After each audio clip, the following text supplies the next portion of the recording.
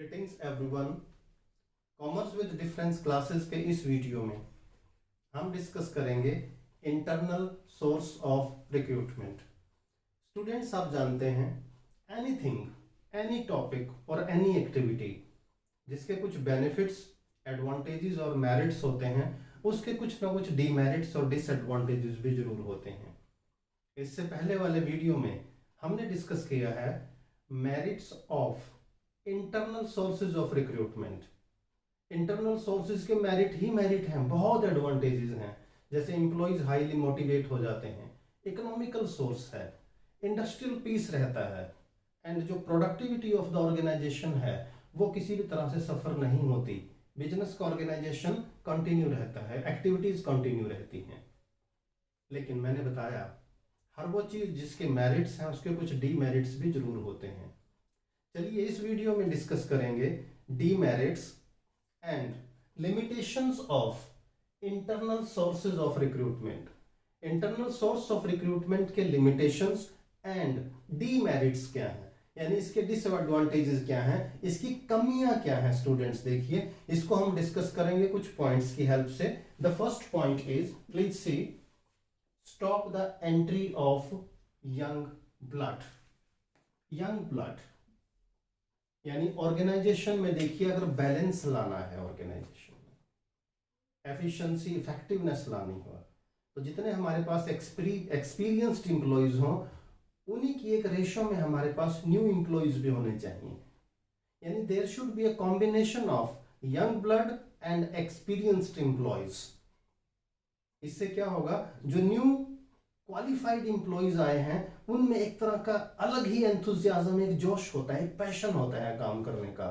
और जो हमारे एक्सपीरियंस्ड एम्प्लॉयज हैं उनमें अपनी एक स्किल होती है, उनमें अपना एक पेशेंस होता है। तो दोनों जब मिलकर कंट्रीब्यूट करते हैं तो बिजनेस ऑर्गेनाइजेशन के ऑब्जेक्टिव को, गोल को अचीव करना इजी रहता है। बट इंटरनल सोर्सेज में क्या है, देखिए, it stops the entry of young blood. इसमें हायर पोस्ट्स पे तो खास तौर से यंग ब्लड की एंट्री ही नहीं हो पाती। इससे क्या होगा कि हम लोग जो यंग ब्लड से हमें मोस्ट क्वालिफाइड एम्प्लॉयज मिलने थे वो मोस्ट क्वालिफाइड एम्प्लॉयज नहीं मिल पाते, और उसकी जो एक ड्रॉबैक है, एक कमी है, वो ऑर्गेनाइजेशन में हमेशा रहती है। सेकंड पॉइंट देखिएगा students, second point is employees become lethargic. Laziness आ जाती है, लेथार्जिक यानी पहले की तरह, जैसे जब भी एक नया एम्प्लॉय ऑर्गेनाइजेशन में आता है तो ही और she needs to prove himself और हर सेल्फ। वो बहुत बढ़िया तरीके से काम करते हैं अपने आप को प्रूव करने के लिए। लेकिन जब एम्प्लॉयज को बार बार प्रमोशंस मिलती हैं तो उससे क्या होता है, देयर एटीट्यूड बिकम लेथार्जिक। उनमें एक लेथार्जिकनेस आ जाती है और उससे क्या होता है, प्रोडक्टिविटी डाउन चली जाती है।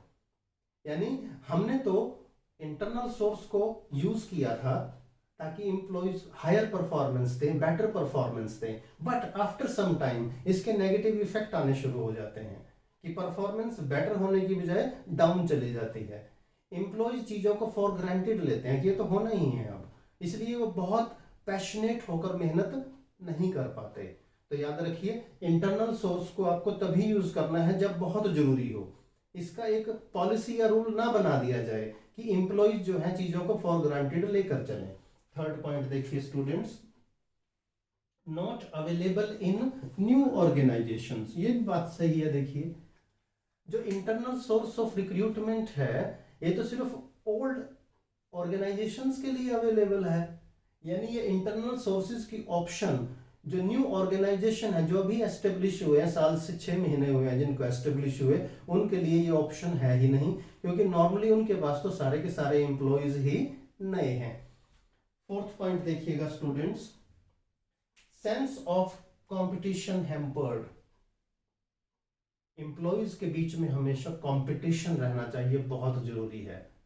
जब कंपेटिटिव स्पिरिट है ये हमेशा परफॉर्मेंस को इंप्रूव करती है। It contributes to better performance of the employees. But internal source of recruitment की वजह से क्या होता है, अब देखिए कंपटीशन कब होगा, जब कुछ न्यू एम्प्लॉयज आते रहेंगे और ओल्ड एम्प्लॉयज के साथ मिलकर काम करेंगे। जब भी कोई न्यू एम्प्लॉय आता है with more qualification, with better talent, उससे ऑर्गेनाइजेशन में कंपटीशन राइज होगा ऑटोमेटिकली। क्योंकि जो ओल्ड एम्प्लॉयज हैं दे फील कि उनको थ्रेट आ गया एक, कि कहीं ये न्यू एम्प्लॉयज का ज्यादा नाम ना हो जाए, इसकी परफॉर्मेंस हमसे बेटर ना हो जाए, तो वो नए सिरे से काम करना शुरू करते हैं विद बेटर एबिलिटी। वो अपनी जो स्किल है उसे शार्प करेंगे, यानी कंपटीशन हो गया ना। और जिस केस में अगर हम इंटरनल सोर्स ही यूज करते रहेंगे, यंग ब्लड तो आएगा नहीं, यंग ब्लड और बेटर एम्प्लॉयज नहीं आएंगे, तो जो सेंस ऑफ कंपटीशन है ऑर्गेनाइजेशन में वो खत्म हो जाएगी, और ऑर्गेनाइजेशन को एम्प्लॉयज के कंपटीशन की वजह से जो बेनिफिट मिलता था वो बेनिफिट नहीं मिल पाएगा।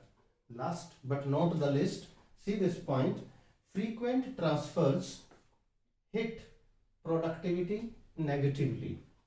यानी एम्प्लॉयज को हम एक डिपार्टमेंट से दूसरे डिपार्टमेंट में अगर बार बार ट्रांसफर करेंगे, फ्रीक्वेंट ट्रांसफर करेंगे, उससे क्या होगा, बिजनेस ऑर्गेनाइजेशन की प्रोडक्टिविटी जो है वो नेगेटिवली हिट होगी, यानी वो बेटर होने की बजाय एडवर्स हो जाएगी, नेगेटिव हो जाएगी। ऐसा क्यों होगा?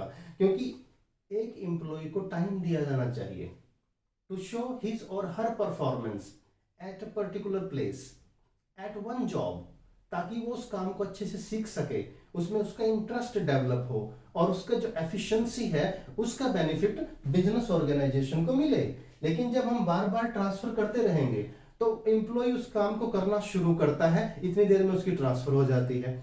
इसका मतलब एम्प्लॉयज की जो एफिशिएंसी है, जो स्किल है, उसका बेनिफिट ऑर्गेनाइजेशन को नहीं मिल पाता।